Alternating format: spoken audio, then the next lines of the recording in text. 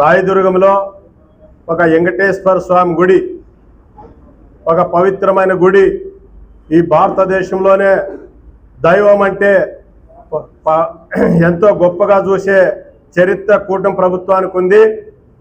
మరి అటువంటి చరిత్ర కలిగిన వెంకటేశ్వర స్వామి గుడిని విగ్రహాలు ఏ చట్టంతో వాళ్ళు బయటికి తీశారు? పురాతనమైన గుళ్ళలో ఏదైనా ఒక చిన్న రాయి ముట్టుకోవాలంటే ఎండోమెంట్కు ఎన్నో చట్టాలు ఉన్నాయి. అక్కడ పురాతనమైన వెంకటేశ్వర స్వామి దేవులని ఎట్లా బయటికి తీస్తారు?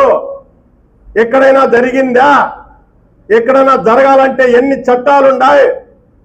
మరి దేవస్థానాలని ఇన్ని సంవత్సరాలుగా కాపాడుకుంటూ వస్తున్నారంటే ఎన్నో చట్టాలు ఉన్నాయి కాబట్టి ఇంకా కొంత దైవం అనేది, భక్తి అనేది జనాల్లో ఉంది.